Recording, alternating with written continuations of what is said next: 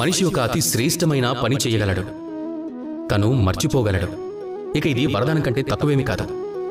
మనుషులు ఎప్పుడైనా ఏదైనా కారణం వల్ల తమ ప్రియమైన వాళ్లకు దూరంగా వెళ్లాల్సొస్తే అప్పుడు మనసులో బాధ మేల్కొంటుంది.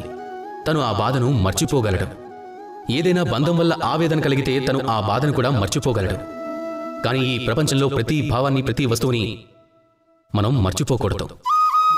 అందులో ప్రత్యేకించి మనకు ప్రియమైన వాళ్ళు, మన కుటుంబ సభ్యులు ఈ లోకంలోంచి వెళ్ళిపోయినప్పుడు వాళ్ళు ఏ మంచి పనులు చేశారో, వాళ్ళు మనకు ఏ ప్రేరణ కలిగించారో దాన్ని ఎప్పటికీ మర్చిపోవడం మంచిది కాదు.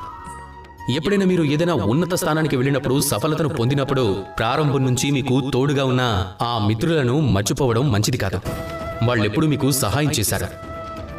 ఇక అన్నింటికంటే ముఖ్యమైనది, కావాలంటే మీ వయసు ఎంత పెరిగినా సరే తల్లిదండ్రులను ఎప్పటికీ మర్చిపోకండి. మీరు ఎంత పెద్దవాళ్ళైనా సరే వాళ్ళ దృష్టిలో మీరు పిల్లలుగానే ఉంటారు. అనుభవంలో కూడా వాళ్ళకంటే చిన్నగానే ఉంటారు. అందుకే మీ తల్లిదండ్రులను ఎప్పుడూ మీ దగ్గర ఉంచుకోండి. వాళ్ళని ఎప్పటికీ మర్చిపోకండి. దుఃఖంలో మీకు తోడుగా ఉన్న వాళ్ళందరినీ మీరు ఎప్పుడూ మర్చిపోకూడదు. అప్పుడే జీవితంలోకి సుఖం వస్తుంది. రండి, అలాగే నాతో పాటు ప్రేమగా చెప్పండి, రాధా కృష్ణ.